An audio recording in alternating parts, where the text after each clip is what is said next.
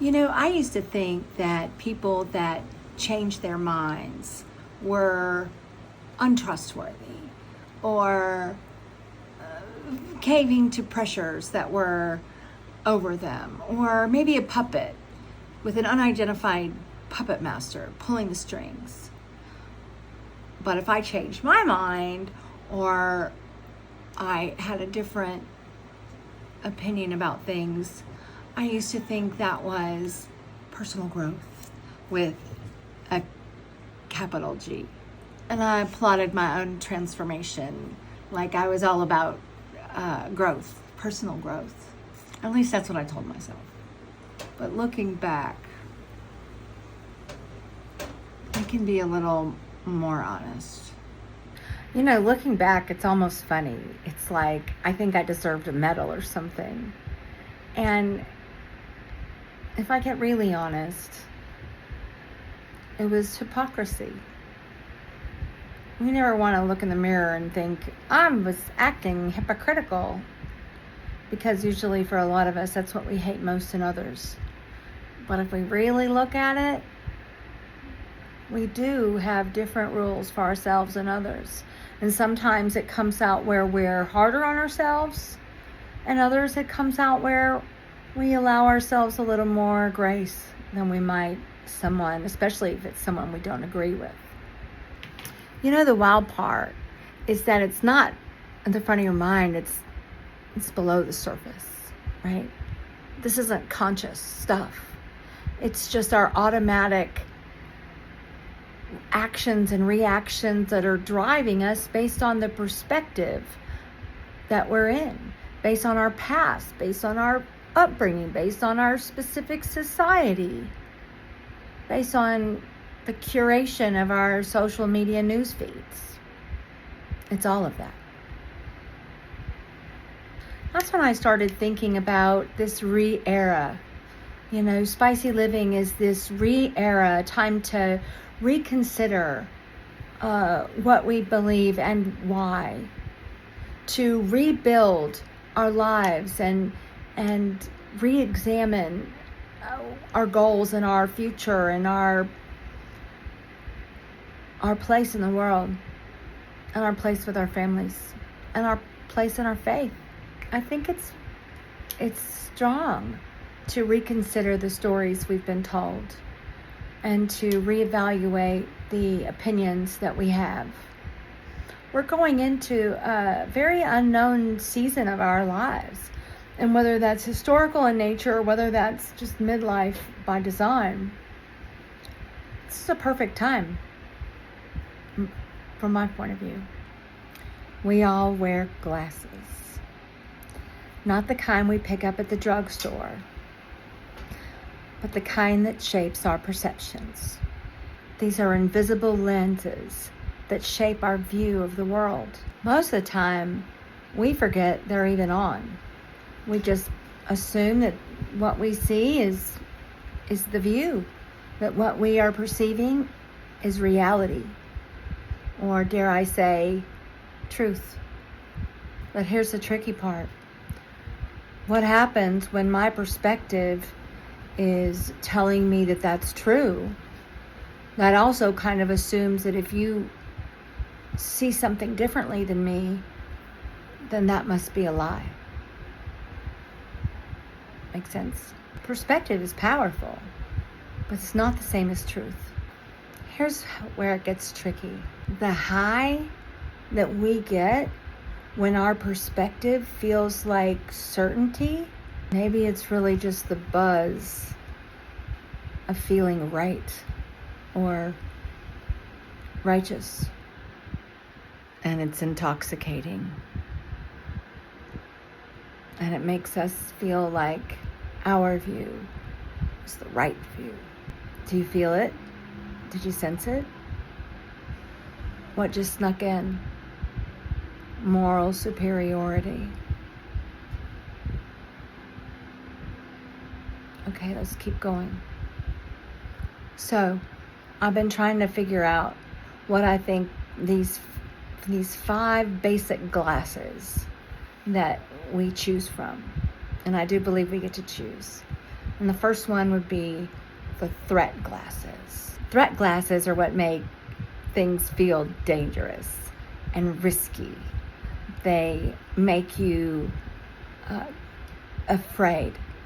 A text that didn't make a lot of sense is really a threat in disguise, or when you don't get a call back, assuming that someone's mad at you. You're always assessing threats. The gift is preparedness. You keep extra batteries around in case there's a hurricane or an unknown storm. That is the gift of your threat glasses. But what's the shadow? I think the shadow is that you can lose years and decades of peace because you're always waiting for the next bad thing to happen. In my life, this has looked like anxiety.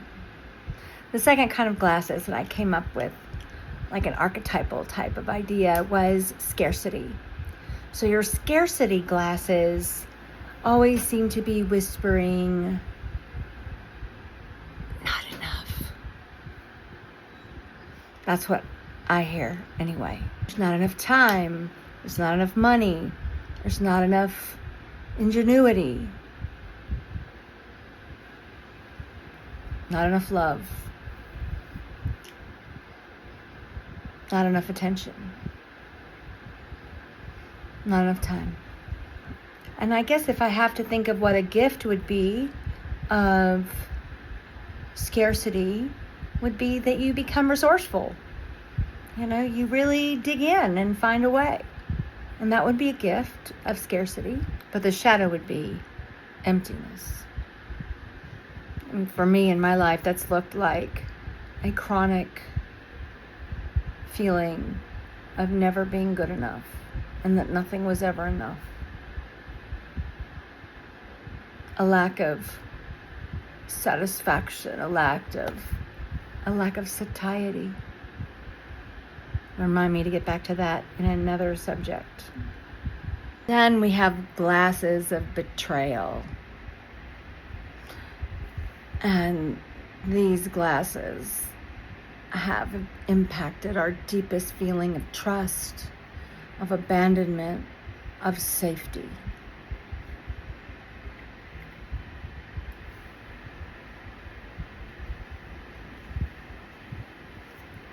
A missed birthday is a conspiracy.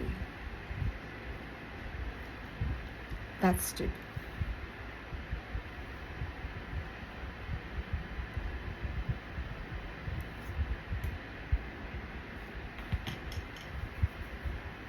A slight or a forgotten call can feel like real abandonment. So I suppose the gift of the betrayal glasses would be that you've learned to establish boundaries in order to protect yourself. The shadow becomes a lonely fortress where trust never really enters. And then we have the beauty glasses. And I like to think of the beauty glasses as kind of how I think about Hallmark movies. I like happy endings. I want everything to be okay. I want everybody to be happy. I want to make everybody happy. Think people pleasing. Right? Think people pleasing. So the gift is kind of a light form of joy because it's not really deep, but it's the appearance of joy, even to yourself. But of course, the shadow of this is clearly denial. If I don't pay attention to what's going on around me, then it can't hurt me. And then when in denial, I can get very hurt if I don't pay attention. Think about, I have this spot.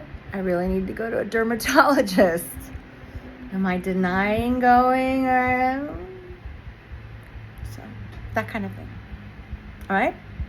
The last kind of glasses I was thinking about was like glasses of connection, where you can kind of see invisible threads between people and ideas. It's when you can see the ache in somebody's eyes before they say anything, or share a laugh with a stranger in a checkout line. And the gift of connection glasses is belonging and feeling like we're together. And I think the shadow is that, again, back to people pleasing, I think it kind of makes us smooth things over when oftentimes it would be good to dig in a little deeper. You know, we call them glasses, but I think whether you're talking about threat, scarcity, betrayal, beauty, or connection, kind of seems like it's a human suite of emotions. And in a way, it kind of makes a healing map. I can look through, my own life, like through betrayal glasses, and remember times when I felt like no matter what I did, everybody was out to get me. Constant state of living in defense. Sometimes we can get stuck in a perspective so long that you don't even know that you're looking through a pair of lenses. It all feels the same. I think there's also like a type of social detox, right? Like sometimes it feels like there's whole tribes of people just stuck in one specific lens. And then if you step out and try to understand the other side, it's almost like you're now betraying the cause. And that doesn't feel right. That feels shallow. I mean, spicy living isn't about hot sauce and tacos. Spicy living is about having the courage to live the entire spectrum of emotions. It's not about changing and going halfway or the other way and believing something different. It's not a 180-degree switch. What I'm saying is let's turn all the way around. 360 degrees. Listen to everything. Imagine all the different perspectives. And then we can reevaluate what we really choose to believe based on everything we've learned and ascertained. That's what I'm asking us to do together. Because I can't do it myself. I need my connection glasses so that we can be together and so that we can explore this as a spicy living community. To me, what we're doing in spicy living, this re-era, it's not about pretending that we all agree. It's about learning to laugh, learning to listen, learning to reconsider, and find space. Space for what's really important to all of us. Community, family, prosperity, kindness, and real hope for the future. So drop spicy in the comments if you're ready to join our re-era revolution of ideas. So drop spicy in the comment if you're ready to join our re-era revolution of spicy living. This is the uprising of curiosity over certainty and connection over division. Let's do this.